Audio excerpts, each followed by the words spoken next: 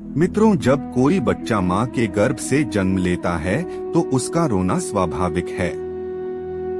जब जीव मृत्यु लोक में जन्म लेता है उस समय उसकी स्मृति शून्य होती है। वह न तो किसी चीज को जानता है और न ही किसी चीज को पहचानता है। बच्चे मां के गर्भ से निकलकर तुरंत रोना शुरू कर देता है। परंतु क्या आपने कभी सोचा है कि जिस बच्चे ने अपनी पहली सांस ली है वह ऐसा तकलीफ में करता है या फिर कोई और कारण भी है जिसे हम समझ नहीं पाते? क्या आपने भी सोचा है कि आखिर बच्चा जन्म लेने के तुरंत बाद रोता क्यों है? इसके पीछे का कारण क्या है? हिंदू धार्मिक कथाओं के अनुसार वैसे तो एक पौराणिक कथा की मान्यता है जिसका विवरण विष्णु पुराण में मिलता है। इस्लाम में भी बच्चे रोने के अपने अलग कारण बताए गए हैं, लेकिन सच्चाई क्या है? यह एक ऐसा सवाल है जो कि शायद बहुत ही कम लोग जानते होंगे और इसका उत्तर हम सब जानना चाहते हैं। शिशु के जन्म लेते ही रोने के कारण को एक ज्ञान सहज आवश्यक प्रक्रिया मानता है। तो मित्रों, आइए हम इस प्रस्तुति में सबसे पहले हम बच्चों को लेकर हम वैज्ञानिक दृष्टिकोण से समझते हैं, फिर हिंदू धर्म शास्त्रों में वर्णित उसे पौराणिक कथा को जानेंगे जिसका उल्लेख विष्णु पुराण में मिलता है। नमस्कार मित्रों, स्वागत है आप सभी का हमारे चैनल सनातन धर्म पुराण में। मित्रों, आपसे विनती है कि चैनल पर पहली बार आए हैं तो चैनल को सब्सक्राइब कर लीजिए और कमेंट में जय श्री कृष्णा अवश्य लिखें। मित्रों, नए जीवन की प्रक्रिया पुरुष और स्त्री के समागम के साथ शुरू होती है, जिसके फलस्वरूप जीव को एक नए शरीर के रूप में स्त्री के गर्भ में स्थान मिलता है। जब तक बच्चा माता के गर्भ में रहता है तब तक वह सांसारिक दुनिया से अनजान होता है। माता के गर्भ में वह जीवित होता है, परंतु वह सांस नहीं लेता। उसके शरीर को खाना पीना पोषण इत्यादि मां से जुड़ी गर्भनाल से प्राप्त होता रहता है।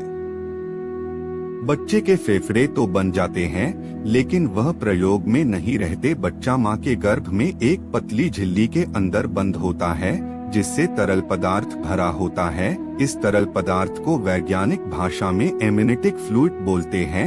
यही तरल पदार्थ बच्चे के मुंह, श्वास नली और फेफड़े तक में पहुंच जाता है। लेकिन जब तक बच्चा मां के गर्भ में रहता है तब तक इस तरल पदार्थ से बच्चे को कोई कष्ट नहीं होता, बल्कि इसी तरल पदार्थ के वजह से बच्चा मां के गर्भ में सुरक्षित रहता है।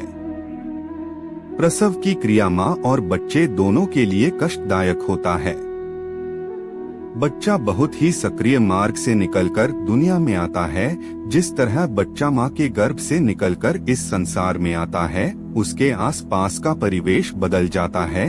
अब शिशु को जीवित रहने के लिए श्वास की जरूरत होती है। शिशु के फेफड़े प्रथम बार काम करना शुरू करता है, लेकिन फेफड़े में वही तरल पदार्थ पहले से ही भरा होता है, जिसे बाहर निकालना बच्चे के स्वास्थ्य के लिए अति आवश्यक होता है। इसलिए डॉक्टर बच्चे के डिलीवरी होते ही गर्भनाल को काट देते हैं और बच्चे को उल्टा करके उसके मुंह से इसी तरल पदार्थ को बाहर निकालते हैं। इसी असहज स्थिति में बच्चा प्रथम बार रोता है। रोने की प्रक्रिया के दौरान बच्चा एक गहरी सांस लेता है, जिससे हवा फेफड़े के अंदर प्रवेश करती है और फेफड़े में भरा तरल पदार्थ बाहर निकल जाता है। इसलिए बच्चे का प्रथम बार रोना बच्चे के स्वस्थ होने के संकेत होता है। अगर बच्चा स्वयं से नहीं रोता तो डॉक्टर बच्चे के पीठ पर हल्की सी चपात लगाकर उसे रुलाने का प्रयास करते हैं, जिससे फेफड़े में हवा जा सके और तरल पदार्थ बाहर आ सके। बच्चे के दिमाग को सही तरीके से काम करने के लिए एवं बच्चे के शरीर को सुचारू रूप से कार्य करने के लिए ऑक्सीजन की जरूरत होती है।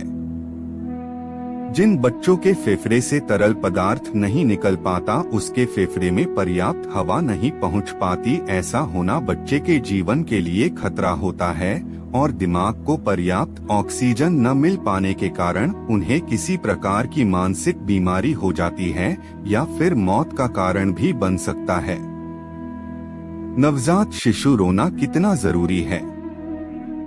गर्भ में पलने के बाद बच्चा जब जन्म लेता है तो वह अगले 24 घंटे बहुत शांत रह सकता है। ऐसा इसलिए भी होता है क्योंकि बच्चा बाहर के वातावरण के साथ स्वयं को अनुकूल कर रहा होता है। बच्चे का पहली बार रोना सबसे ज्यादा जरूरी होता है। अगर बच्चा पहली बार नहीं रोता है तो डॉक्टर उसके स्वास्थ्य से संबंधित जांच करना शुरू कर देते हैं। कई बार बच्चे का ना रोना बच्चे की मौत का कारण भी बन जाता है। यह भी कहा जाता है कि शिशु रोना इसलिए भी जरूरी होता है क्योंकि वह रोने के माध्यम से ही अपनी जरूरतों को बताता है।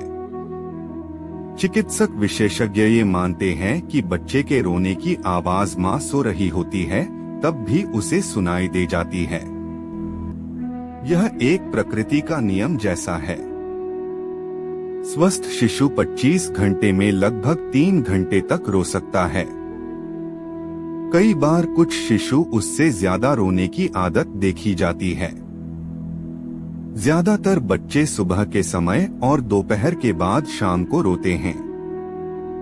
परंतु यदि बच्चा 40 मिनट से 1 घंटे तक लगातार रो रहा है तो यह गंभीर बात हो सकती है और इसका परामर्श हमें तुरंत डॉक्टर से करना चाहिए। तो मित्रों, यह बातें तो थी विज्ञान और चिकित्सा जगत की बातें। आइए अब जानते हैं बच्चे के रोने को लेकर धर्म ग्रंथ में क्या लिखा है। तो मित्रों, हमारे हिंदू धर्म शास्त्रों में वैसे तो उसके पीछे की एक पुरानी कथा की मान्यता है जिसका वर्णन हमें विष्णु पुराण में मिलता है। मित्रों, क्या आपने कभी ध्यान दिया है जन्म के समय जब बच्चे रोते हैं तो उनके रोने की आवाज कैसी होती है, जैसे मैं पूछ रहा हूँ। कहाँ ऐसा इसलिए होता है क्योंकि धरती पर आने के बाद उसे लगता है कि वह कहाँ आ गए।